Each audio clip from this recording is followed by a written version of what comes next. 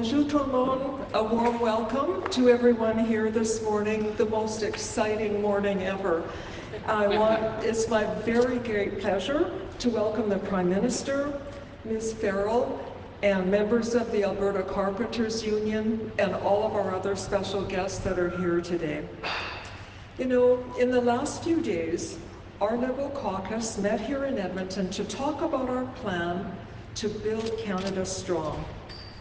At the core of that plan is empowering Canadians to think big and build now. The rapidly shifting global landscape is pushing us to act decisively and to focus on what we can control, building strong communities and making smart investments that return real results. Since we took office, we've been really focused on the economy, and in the first month, we passed legislation to reduce internal trade barriers. And since then, we've launched the Major Projects Office so that we can get big things built again in Alberta, across the prairies, and across the country. It's no coincidence that this new office is located right here in Alberta, and I'm so thrilled to see our province positioned at the heart of our government's vision. The office will help streamline the process of getting projects built, creating certainty and efficiency.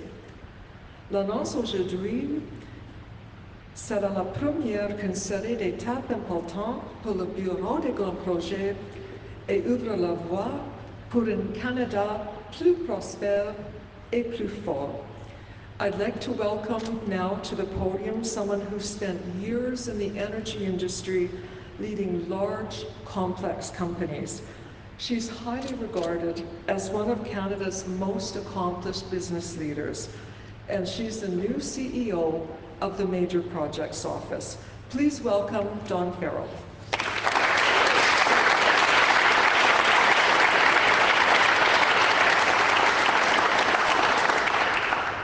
Hello, and thank you, Mr. Olszewski. It's a pleasure to be here in Edmonton today, my home province. It is a distinct privilege to serve all Canadians in the role of CEO of the Major Projects Office. It's daunting and exciting, and it is so very personal to me. To have an opportunity at this important time to impact our skills as a country, to execute projects that are bold, sustainable, and economic, and that fit our collective values as Canadians is truly an honor. This is really a defining moment for Canada. And the work of the office is being defined as we speak. My vision is a small team with a big reach. To be successful, we know that Canadians everywhere will step forward, work in teams, find solutions, and solve problems. To get to one project, one review, one decision in a 2-year time frame, we'll set Canada apart globally and will attract enormous inflows of capital. To be able to meet this time frame without cutting corners and within our values as Canadians is a giant puzzle to solve. I now truly have the very best job in the whole country. So, we are hitting the ground running and on our front foot. Yesterday, the government announced the members of the Indigenous Advisory Council who will help ensure that partnership and Indigenous economic participation are embedded in our work. Today, Prime Minister Carney will announce the first set of projects and strategies to focus our work. We currently have a dedicated team of first-class professionals helping us set up the work plans and finding the people to form the teams. It will take some time for us to hit our pace, but with all the help that is pouring in from people everywhere across Canada, we will be successful and out front. And we are sure to finish this race in record time. Today, Prime Minister Carney has some great news to share on our first steps. Imagine that. I'm 11 days into the job, and I already have a plan. It doesn't really get any better than that. So it is my pleasure to pass the floor to Prime Minister Carney.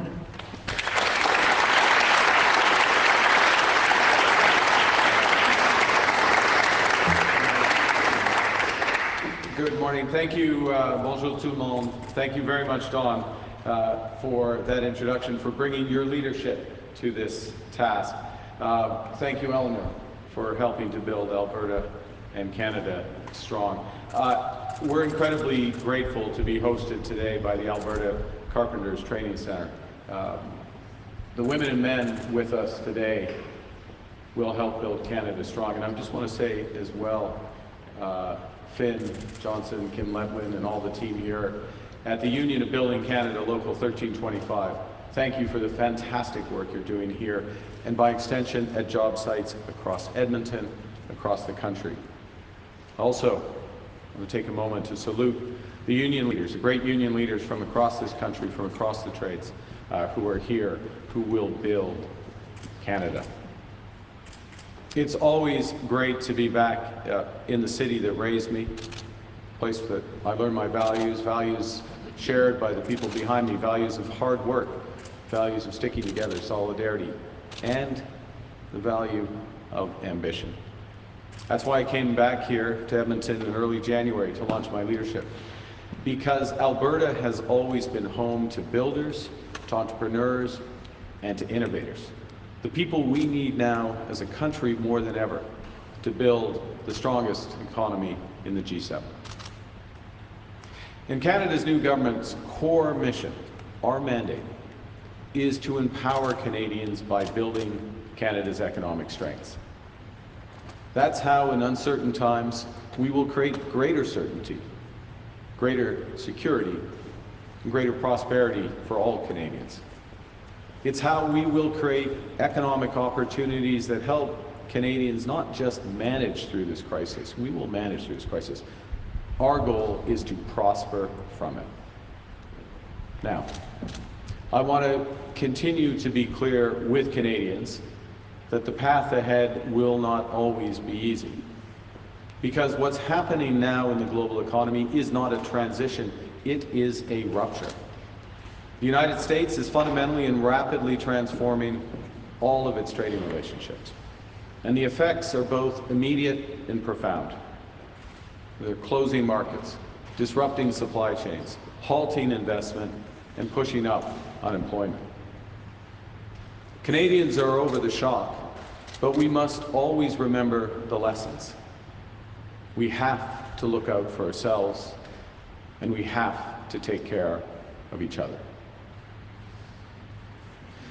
As Minister Olszewski said a moment ago, we know we can't control what other nations do. So we're focused on what we can control, building our strength right here at home.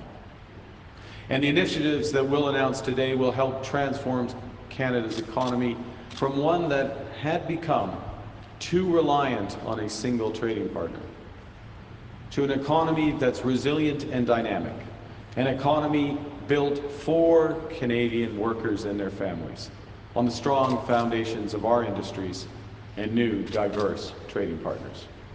That's how we'll build Canada strong. Now, Canada has a long history, a long, proud history of building. In our earliest years, we were unified by a national railway. In the decade after the Second World War, we built hundreds of thousands of homes for returning heroes and their families. In the decade before I was born, tens of thousands of blasters, steel workers, road workers, carpenters started the construction of the Trans-Canada Highway. In just 5 years, during the 1950s, the St. Lawrence Seaway was brought to life, with 7 locks stretching over 300 kilometers, linking the Great Lakes to the Atlantic Ocean. Since then, it's transported more than 3 billion tons of cargo. A few years later, Canada built Expo 67, the World's Fair, which went from concept to completion in just 4 years. The point of these examples is that we used to build big things in this country, and we used to build them quickly. It's time to get back at it, and it's time to get on with it. That starts with getting out of the way. For too long, the construction of major infrastructure in Canada has been stalled by arduous and inefficient approval processes. Uncertainty, red tape, duplication, complicated complicated review processes have held back and curbed investment. One of many studies has shown that the regulatory requirements in Canada have increased by more than 40% since 2006. And that's been suppressing investment growth by 9%. Right now, to receive an approval, major projects must undergo numerous reviews and assessments that often happen one after the other, instead of running in parallel. For too long, when federal agencies have examined a project, their immediate question has been, why? That changes now. From now on, Canada's new government starts by asking ourselves for major projects, how? How can we do it bigger? How can we do it faster? Nous avons fait campagne en promotant d'accélérer la réalisation des grands projets. Nous travaillons avec détermination et conviction pour réaliser ce mandat. En juin dernier, nous avons fait adopter la loi visant à bâtir le Canada, qui permet au gouvernement fédéral d'accélérer la réalisation de projets d'intérêt national. Over the summer, you just heard, we opened the new Major Projects Office and headquartered it right here in Alberta. It's a single point of contact to get nation-building projects built faster. And we appointed the incredibly hard-working Dawn Farrell to lead this new office. She brings 4 decades of experience in energy and infrastructure, and a proven ability and enthusiasm, best job in the country, proven enthusiasm to get things done. The Major Projects Office will help to structure and coordinate financing for our major projects. And it will accelerate those projects by creating a single set of conditions and reducing the approval timelines for those projects to a maximum of 2 years. Now, part of changing how we build is to build in true partnership with Indigenous peoples. And to begin that, this summer I hosted 3 summits to engage First Nations, Inuit, and Métis rights holders on their priorities, and to explore the opportunities for equity ownership and broader economic benefits from this generational transformation in the Canadian economy. Yesterday, we announced the membership of the Indigenous Advisory Council. This is comprised of representatives from First Nations, Inuit, Métis, and modern treaty and self-governing partners. The members bring deep expertise in economic participation, impact assessments, and UNDRIP. And the Council will ensure that projects move forward in true partnership with Indigenous peoples. Bâtir un Canada fort veut dire bâtir ensemble. Soyons clairs. Nous allons nous employer à bâtir ce que les gens souhaitent, plutôt que nous disputer ce qu'ils rejettent. To be in Canada's national interest, a major project must strengthen Canada's autonomy, our resilience, and our security. It must have clear benefits for Canadians. It must have a high likelihood of being completed. It must contribute to clean growth in Canada's climate goals. And it must advance the interests of Indigenous peoples. We'll advance projects that turbocharge and connect our regional economies, as well as our economy to the world. Projects that diversify our products and markets. Projects that create hundreds of thousands of high-paying careers, good union careers for our workers.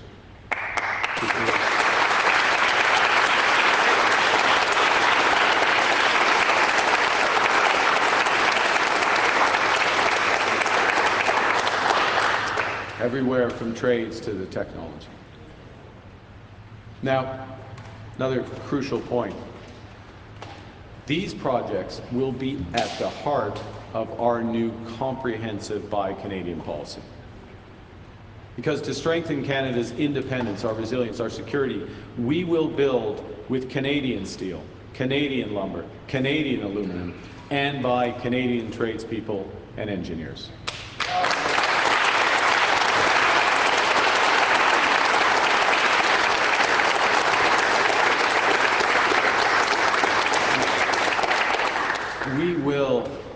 We will be our own best customer. So today, as you know, Canada's new government is announcing the first set of projects that we believe are both in Canada's national interest and are feasible to be built. The proponents behind the first tranche of these projects have already done much of the hard work. They've undertaken already extensive consultations with Indigenous peoples, consultations that meet the standards of existing legislation. They've worked extensively with provincial and territorial governments and local authorities, and already meet many of the necessary regulatory standards.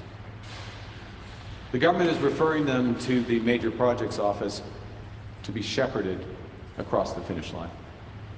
The office will help these proponents achieve any remaining regulatory and permitting approvals, and importantly, secure the necessary financing. Critically, the office will recommend to the federal government the best course to complete each project approval quickly, so proponents can make smart investment decisions. This is the first tranche of projects. We expect the second tranche of projects to be announced by the Grey Cup. So these first projects are, and I'll go them in order. First, LNG Canada Phase 2. Its expansion in northern British Columbia. This will directly help transform our country into an energy superpower. This project will double LNG Canada's production capacity and make it the second largest liquefied natural gas facility of its kind in the world. It will diversify our trading partners, help meet global demand for secure, low-carbon energy, and support tens of thousands of new high-paying careers. And leveraging Canada's sustainable advantage, its emissions are projected to be 35% lower than the world's best performing LNG facilities, and 60% lower than the global average. Second project is the Darlington new nuclear Phase 1. This project will make Canada the first G7 country to have an operational small modular nuclear reactor. It will drive $500 million annually, every year, into Ontario's nuclear supply chain. Once complete, Darlington's first of 4 planned SMR units will provide reliable, affordable, clean power to 300,000 homes, while sustaining 3,700 jobs every year over the next 65 years. And all of that in addition to 18,000 skilled trade jobs during construction. At its full potential, Darlington's SMRs will provide enough electricity to reliably and safely power 1.2 million homes, more than the total number of households in Edmonton and Calgary combined. And by moving early and at scale, we can take advantage of Canadian expertise to build value chains here at home, maximizing the number of jobs for our skilled trades and engineers. Troisièmement, le terminal du Contrecœur. Les terminaux et les ports d'exportation sont des projets d'intérêt national qui fournissent les infrastructures nécessaires pour diversifier le commerce, ouvrir de nouveaux marchés et de réduire les coûts pour les entreprises canadiennes.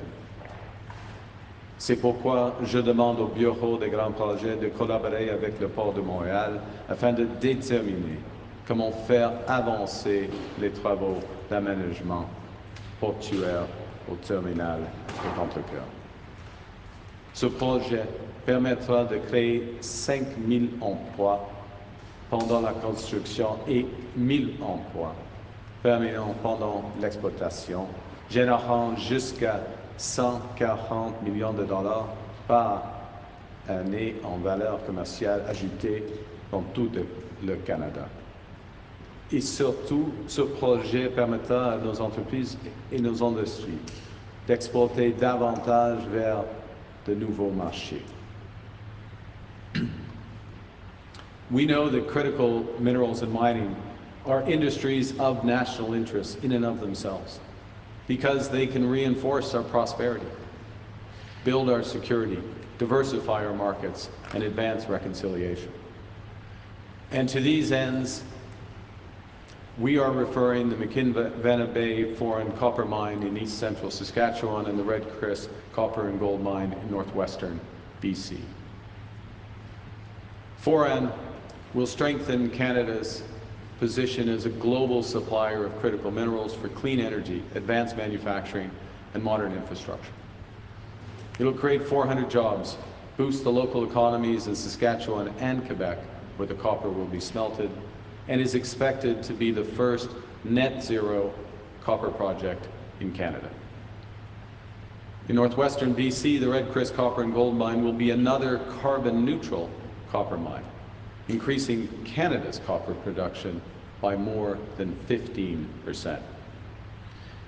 It'll employ around 1,500 workers at peak during construction and 800 during operations. It will reduce greenhouse gas emissions by over 70%.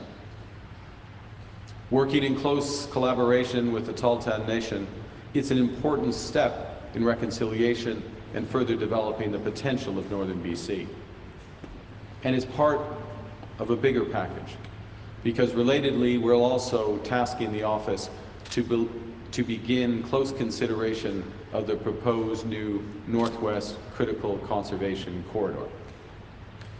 This is an initiative that presents multiple opportunities for critical minerals development and clean power transmission, including potential interties to the Yukon and Alberta.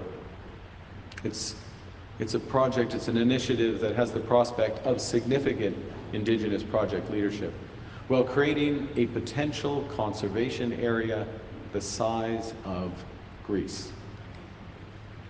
Combined, these 5 projects will generate more than $60 billion for the Canadian economy and create tens of thousands of high-paying careers for our workers.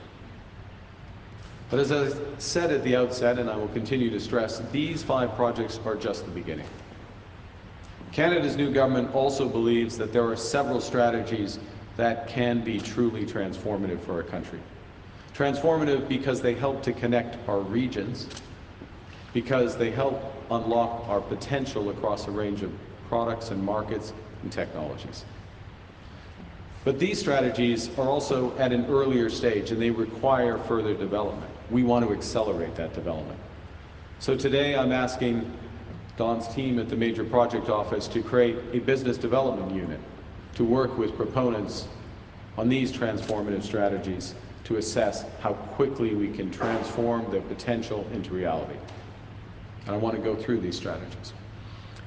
First, the Major Projects Office will dedicate itself to the development of regulations, financing, structure, and value chains to accelerate Canada's overall production and processing of highly strategic critical minerals. Opportunities include Ontario's Ring of Fire, the mineral-rich Slave geological area in the Northwest Territories, and the Labrador Trough, la Fosse du Labrador, shared by Quebec and Labrador. From first-mile infrastructure that surfaces these opportunities from our land to last-mile connections that link these projects to reliable long-term purchasers around the world, we can build the bridge from mine to magnet, turning raw potential into engines of resilient industry, of clean power, and enhanced security for our country.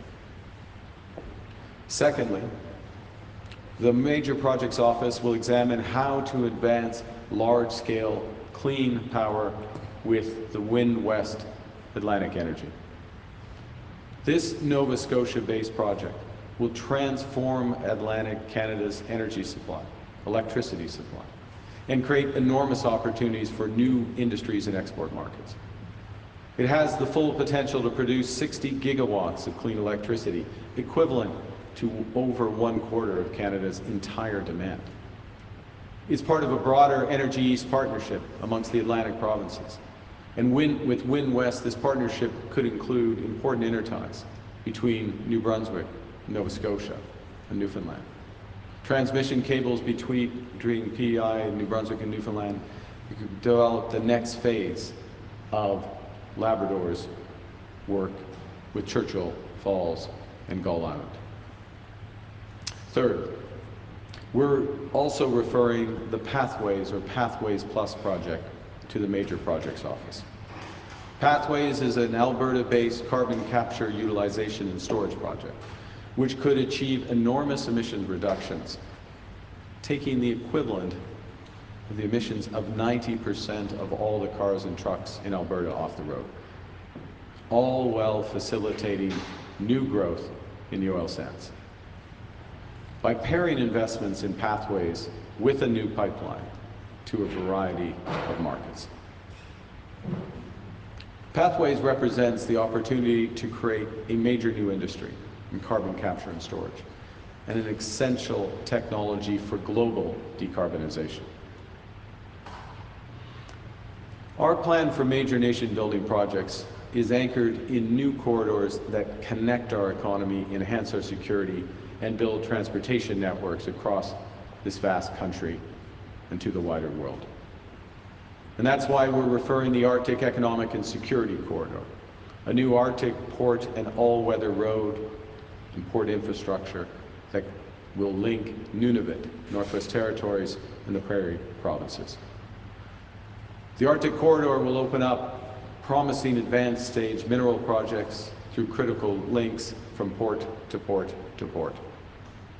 And with increasingly open Arctic waters, rapid advances in cyber, artificial intelligence, and quantum, paired with advanced missile capacities of our adversaries, we can no longer rely on our geography to protect us.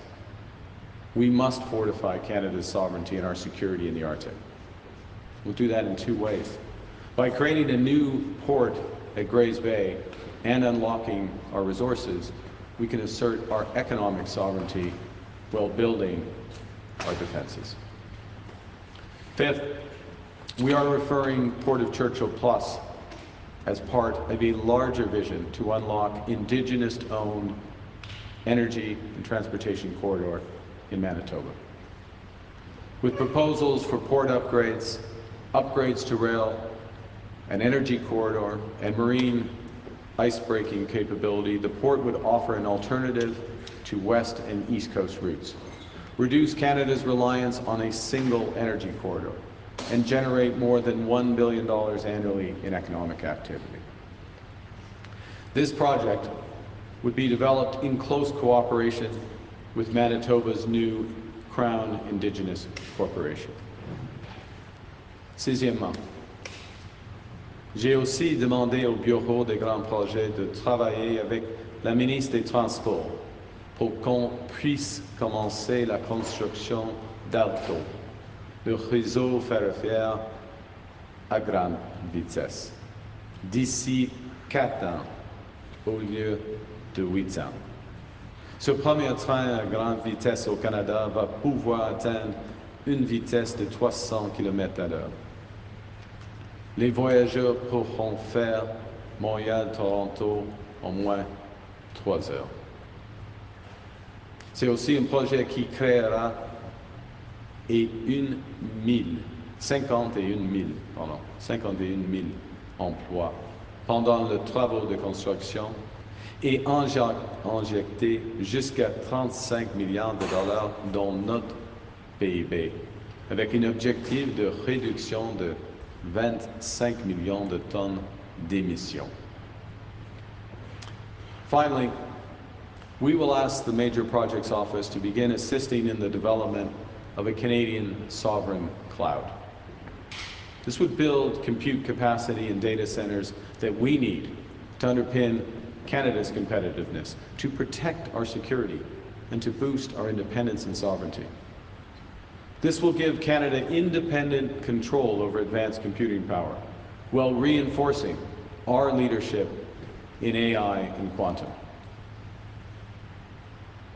Taken together, these projects can deliver transformational benefits to Canadians, driving growth in jobs and incomes for decades, diversifying our energy sources and our markets, connecting our country, and connecting our country with the world.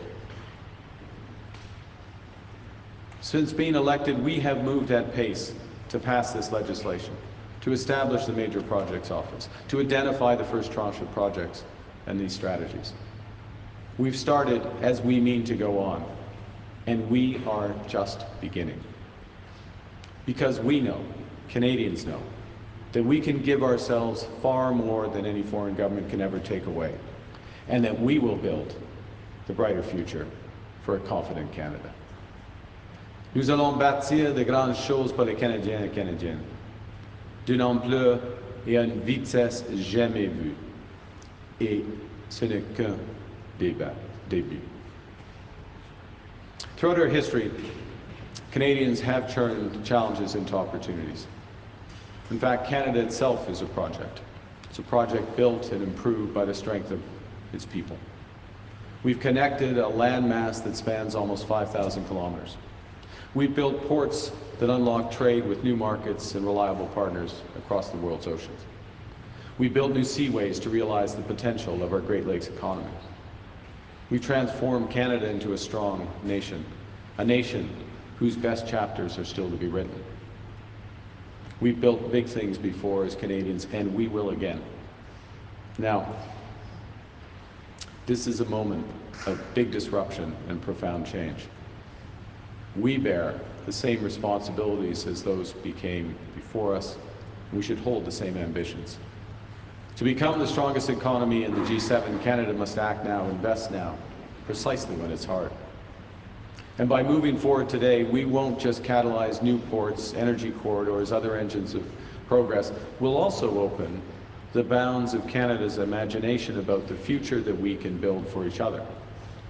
Dawn told me just the other day that she's already received, and you've been there 11 days, so this would have been 8 days in, you'd already received hundreds of emails filled with ideas of future projects that could rise to these standards.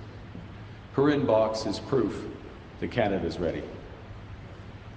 Nous établissons une stratégie économique pour faire passer le Canada de la dépendance à la résilience et de l'incertitude à la prospérité. En construisant des grandes choses, nous allons nous donner les moyens de nos ambitions. Nous allons nous dépasser, rêver à nouveau, et ainsi être amenés à développer et construire des projets encore plus grands. To finish, yesterday I had the privilege, going down memory lane, returning to St. Rose, the school in Edmonton I attended as a child. When I started there, in grade 1, the tar sands, as they were then known, were a curiosity to most. They were a curiosity to most but a few builders and dreamers. But by the time I finished in grade 9, those tar sands had been transformed into the oil sands, transformed into one of Canada's largest industries, through the brilliance of our scientists, the drive of our entrepreneurs, the support of governments, above all by the dedication of our skilled workers. And today's students at St. Rose, like their peers across the country, are full of hope, ideas, and energy for Canada's future. Now, we're beginning to realize that promise, taking control of our future by thinking big, by acting fast, and by building Canada strong. Thank you very much.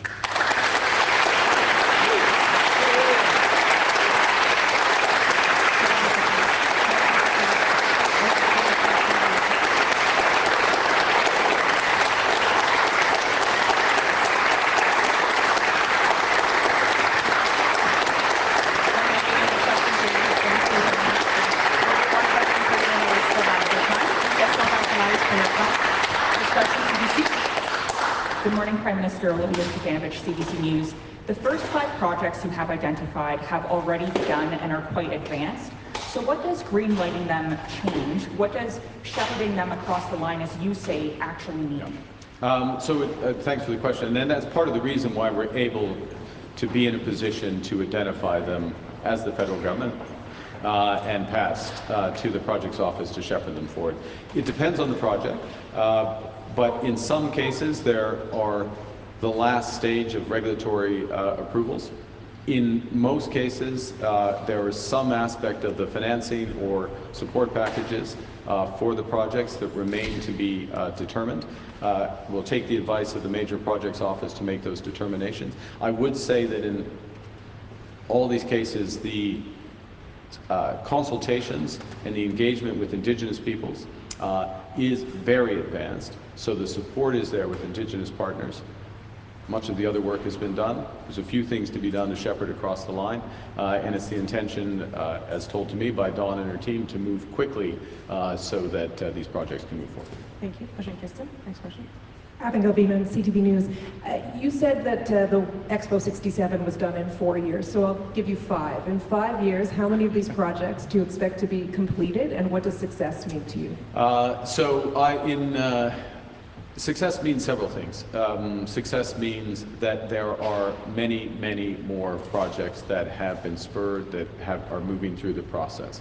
The bit that we can, and let me be absolutely clear, there are a number of other projects around the country that have been proposed that we are in the process, more specifically the Major Projects Office will be in the process of evaluating. That's why we're confident that there'll be another tranche of the Grey Cup, certainly another one by the Stanley Cup, another one by the World Cup, and we can force it like that.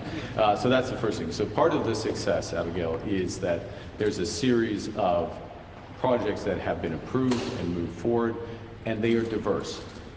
They're in different parts of the country, they're in different sectors of the economy, they go to different international partners, and they build that independence and resilience for our country. That's the first thing. The second is, yes, some of those projects, shovels will be in the ground, they'll be moving forward. I'll take one project where what we're shifting is the timeline when those shovels start, which is the high-speed rail, where the process of specifying routes and approvals and doing the engineering was slated to take 8 years. We think we can do it in 4.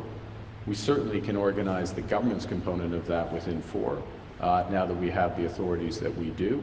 That's what we're going to do. So in that case, the test on the TGV will be the start of the actual construction of the project within your 5-year horizon. So, major increase in construction, enormous expansion in the range of projects, certain projects underway, but in all cases, determination of what's greenlit and what's not. In other words, what's going forward and what's not, made there. And if I can add one other thing, Abigail, which is hard to measure, but we'll feel it, is a changed attitude within this country and outside this country in the ability of Canada to control our destiny, to build, and to build big. And that's starting now.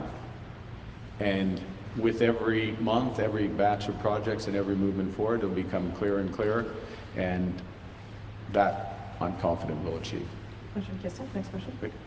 Oui, bonjour, M. Carney, Laurence Martin de Radio-Canada. Il n'y a pas d'oléoduc sur la liste. Daniel Smith a dit que c'était à cause du cadre réglementaire actuel, par exemple, de lois comme C-48, C-69. Est-ce que vous êtes prêt à les modifier, ces lois, ou à les annuler carrément pour qu'il y ait des projets de pipeline bâtis au Canada? OK. En ce qui concerne le Premier ministre Smith, nous avons eu une réunion très longue et très constructive hier. C'est une réunion dans une série de réunions entre elle et moi et nos fonctionnaires. Premier point. Deuxièmement, et je vais utiliser les mots de Madame la Première ministre à Saskatoon quand elle a dit on a la possibilité d'une grande bargain, en anglais, une grande accord en effet, et c'est-à-dire qu'une pipeline, un oléoduc, avec des grands projets de décarbonisation. Alors, à ce moment-ci, on commence avec le grand projet de décarbonisation, c'est le stockage de carbone de Pathways. Et ce projet-ci a la possibilité de réduire le montant de carbone à peu près de 6 000 tonnes en total. C'est comme 80% des autos en Alberta. Ça crée la possibilité d'avoir un oléoduc avec le pétrole décarbonisé. OK? Et le travail le bureau de grand projet, en même temps, crée la possibilité de harmoniser les réglementations pour ce oléoduc. Alors, on a beaucoup de travail à faire, mais il y a un processus très constructif et il y a la possibilité d'avoir la combinaison des deux projets, oui. Mais juste sur ma question, est-ce que C48 et C69 sont des problèmes pour vous, des enjeux pour vous? Non. Dans un mot, non. Dans le contexte d'une grande bargain, non. C'est pas un problème. C'est pas un problème. Next question, prochaine question. In English, to summarize, I had a very good meeting with the Premier yesterday, part of a series of meetings between our officials that have been ongoing. We've made a lot of progress on a number of issues. I'm confident that we'll continue to make progress in the coming weeks ahead. I drew on the observation of the characterization of the Premier back in Saskatchewan in June, that there is a grand bargain which pairs Pathways, a major decarbonization project, with a new pipeline. What's happening here today is we are saying that we are going to accelerate work on Pathways. We see this as a potentially viable project. The Major Project Office will continue to do the work. That creates the opportunity for the plus. The plus is potential pipeline to a variety of potential markets. There isn't currently a proponent of a pipeline, a private sector proponent of a pipeline. So there's a variety of potential markets. Ms. Martin's second part of the question related to regulation and existing regulation. We have the ability under C5, under the Building Canada Act, to take into account the national interest, which would include decarbonization with Pathways, economic benefits, diversifying of markets, jobs, other aspects, in order to make adjustments to those regulations in the national interest. So that's what's being explored. There's more work to be done in those regards, but as I said, and I wouldn't read anything more than the adjective into it, we're making progress, it's constructive, and we're focusing, final point, as the federal government or through the Major Projects Office, we're focusing on what we can control, which is the regulatory authorities, the financing, the other aspects of the Pathways project, which is a necessary condition to unlock those pipelines. Mackenzie Gray, Global News. We'll pick up on the grand bargain. A necessary condition. So that means that there'll be no oil pipeline that's brought forward to the Major Projects Office unless there's a decarbonization plan like Pathways. Well, I'd answer the question this way, which is we're governed by a law of Canada. And in that law is to work for projects that advance our independence, our autonomy, have economic benefits for Canadians, advance our climate objectives, partnership with Indigenous peoples. Those elements are there. So projects need to recognize and advance those. It is no accident that the projects, for example, in the mining sector, or the LNG project that we're referring, the ones we're referring directly to the Major Project Office, are low carbon. Best in class, low carbon in the case of the copper projects, and virtually best in class with respect to LNG too. So the expectation for us to use these authorities with conventional energy is that it's going to be lower carbon conventional energy. Again, Pathways creates the opportunity of that. well understood, very clear discussions in and around it. And part of the reason for that is it's going to be necessary longer term for economic competitiveness. You know, we have the lowest risk, I'll stick with oil, we have the lowest risk oil in the world. We know exactly where it is. We know how to mine it and develop it. The marginal costs are amongst the lowest costs in the world, and our engineers keep improving on those costs. We need to move towards it being one of the lowest carbon sources of oil in the world.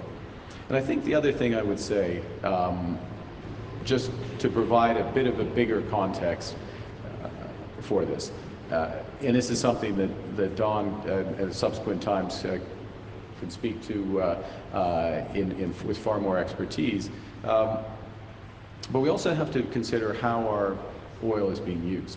So for example, our TMX oil, a portion of our TMX oil, the refining, is for naphtha, which is being used to develop the EV supply chain in Asia. So we're looking at what are the impacts, the total impacts of these projects and how they satisfy the goals of legislation. Thank you. Next question. Bonjour, Monsieur le Premier ministre. Émilie Bergeron, la presse canadienne. Dans votre caucus, vous avez dit que les projets sélectionnés feront avancer les objectifs climatiques du Canada. Vous avez donné quelques exemples ciblés, mais si on tient compte de chacun de ces projets, de la totalité de l'empreinte carbone de ces projets, en quoi, selon vous, ça fera avancer les objectifs climatiques? Et pouvez-vous juste clarifier pour 2030 et 2035 les objectifs de réduction des gaz à effet de serre en vertu de l'accord de Paris? Êtes-vous résolu à les respecter? Je suis résolu à atteindre des résultats, pas avoir des objectifs. Je suis résolu afin d'avoir, ça c'est des interdictions, pardon, des interdictions. C'est-à-dire, ok, par exemple, dans le total de tous les projets, le montant d'investissement dans l'énergie propre, y compris le stockage de carbone, c'est plus de, c'est 50% de plus de l'investissement dans les minéraux critiques, le gaz naturel, par exemple. Alors, on va investir plus dans le secteur d'énergie propre que dans le secteur énergie conventionnelle, avec la tranche de projet et les stratégies que je viens d'annoncer. Deuxième point. Et chaque fois, nous examinons un projet, nous mettons l'accent sur l'impact sur l'environnement. Alors, le monde, afin d'avoir la transition climatique, il faut utiliser la cuivre. Mais ça vaut mieux d'avoir des projets pour la cuivre net zero. Et nous allons le faire avec ce projet aujourd'hui. Thank you. Next question is the give after time. We're good on the next question. Des résultats, pas des objectifs. Thank you. Glenn McGregor, City News. Prime Minister, asked you to shift topics here. I don't know if you saw any of the pharmacare demonstrations outside the caucus site this week.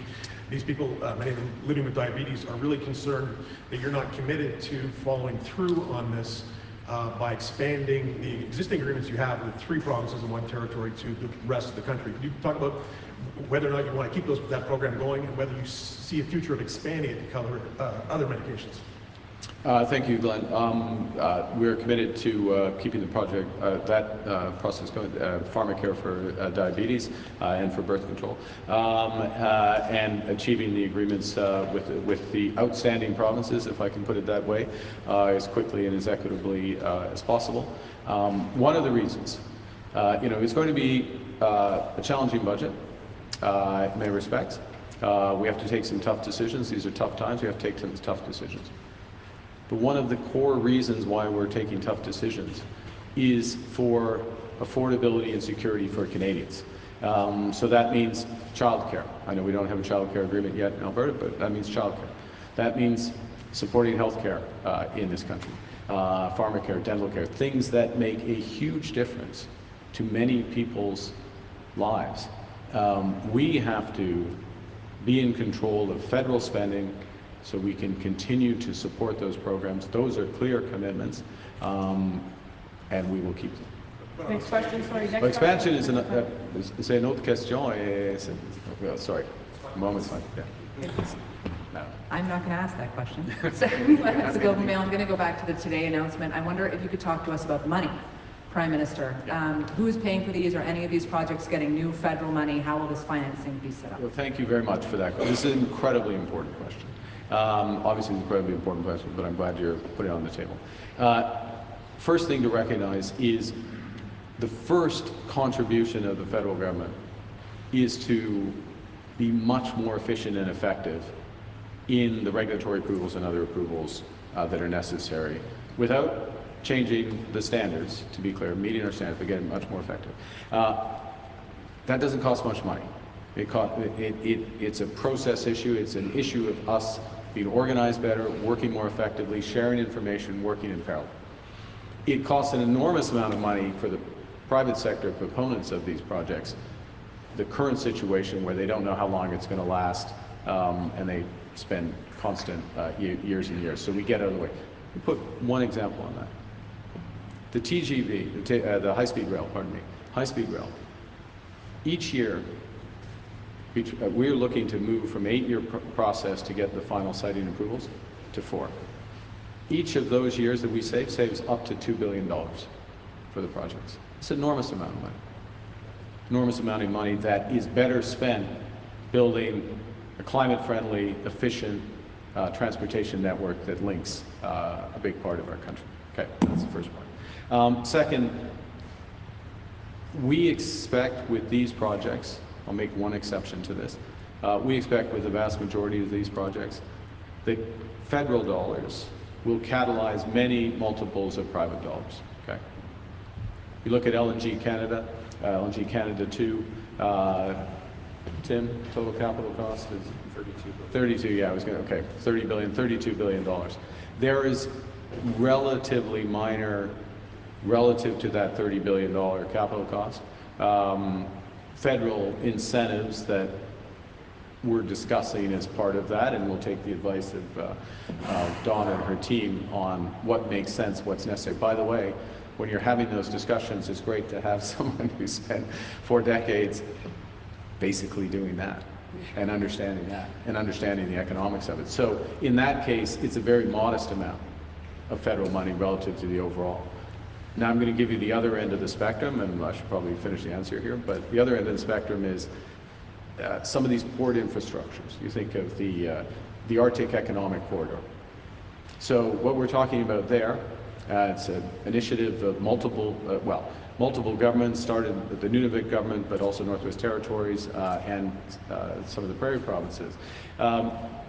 The anchor there is a new dual-use port at Grays Bay and an associated road that would go to Grays Bay and Nunavut. Dual use because it would also have military applications, security applications, as well as commercial.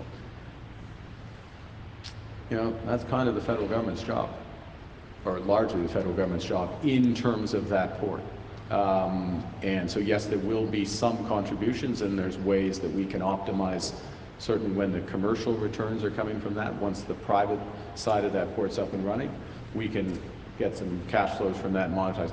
But the military side of that, which also helps unlock this, and some of the other components of that, there'll be more federal dollars involved in that. Exactly the number of federal dollars, the reason I'm not quoting you a figure is we're referring it because we want to work through all of that, and then we want to look at how we can get private contributions through what is unlocked by it. I'll give you, remember I said that was my final example? I'm going to run on. That's a comma after that, because I make a point that is true for both the TGV, high-speed rail, and these corridors. We have the potential to create we help create the possibility of these, but they unlock economic opportunity. And one of the ways you help finance is you use the economic opportunity that's unlocked, that a portion of that goes to the overall project. So one of the ways that high-speed rail and other things are financed in Europe is the property development that is created at the nodes of the train. It becomes very attractive to be attractive, live in Ottawa, to commute to Montreal. It's attractive, just to be clear, it's attractive to live in Ottawa for many reasons, particularly in PM. But we have the ability to organize to use those multiple aspects of financing in order to do it. So, but we'll be very clear about the dollars, but the overall answer, it's a bit late, is many multiples of private dollars for the public dollars, because that's how we're getting the true benefit. Next question, please, sir. La dernière partie, en ce qui concerne le TGV, en somme, en ce qui concerne le financement des grands projets, l'idée et la réalité va être que c'est $1 fédéral, $1 public, va être multiplié par 4, 5 ou plus dollars privés. OK? Et il y a des exemples que, en effet, la grande contribution du gouvernement fédéral est d'accélérer l'approbation des projets. En effet. Merci. Next question, Brian. Prime Minister Brian Platt with Bloomberg. I wanted to ask you about tariffs on Chinese electric vehicles. We know this is of huge concern to Saskatchewan. Your parliamentary secretary went with a Saskatchewan delegation to China recently. It's under review right now. Is your government open to reducing that 100% tariff on Chinese EVs, and how would that affect trade talks with the U.S.? So just to be clear, what's under review is, I think you know, but for others, is the EV mandate. We suspended it for 2026, and we're reviewing that overall approach. We're reviewing that approach in the context of clean fuel standards, in the context of the economic environment, and yes, in the context of the trade environment as well. That review literally just started. We're in the first week of a 60-day review, so I don't want to prejudice it or presuppose the outcome of that. With respect to the visit of Premier Mo, welcome visit of Premier Mo and my parliamentary secretary, Cody Blois, to China last few days. Very welcome, constructive visit. It's part of a series of increased engagement with the Chinese government. I spoke to the Prime Minister at the start of the summer. Our foreign ministers have met on several occasions. Our trade minister has been there. We expect to accelerate and intensify. We're looking to accelerate and intensify those engagement. And of course, the discussions with China will relate to our agricultural products, our fisheries products, their manufacturing products, including vehicles, as part of a broader discussion, but it's too early to say. We'll have time for one last question. Rafi? Good morning, Prime Minister. Rafi Buchanan, CBC. These future development projects, how much more difficult do you expect them to be to get to the approval process than the ones that are already in your top 5, and why? Yeah, well, I'll answer it this way. I suspect that, I don't just suspect, I'm highly confident that there will be some new projects that will come in when we're in Winnipeg, or just before going to Winnipeg for the Grey Cup.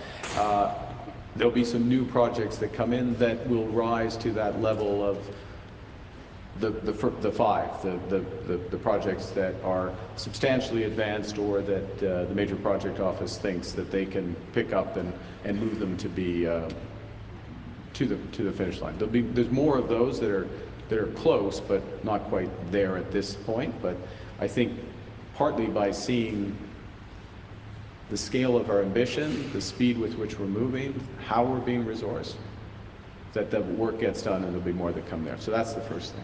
The second, with respect to those, if I can use my words, so we're talking about the same thing, those transformative strategies, Arctic economic pathways is 2 examples.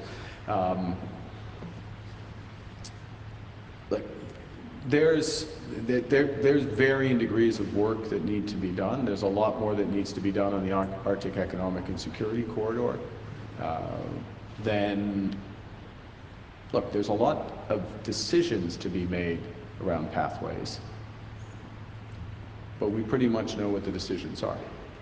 So it's a question of will and engagement and timing and the plus, actually, I think, to be frank around that. So it depends. It depends on the strategy, depends on the project. But what we're absolutely clear about is we will dedicate the resources with the intention of moving as rapidly as possible. And the definition of fast has changed dramatically. This country is open for business. We're moving, we're building big projects for Canadians, for the people behind me, and the union leaders represent people across, good union workers across the country, skilled trade people, our engineers. We are building at scale, at speed, for Canadians for decades. Thank you. Thank you. This puts an end to our press conference. Merci. Thank you. Merci.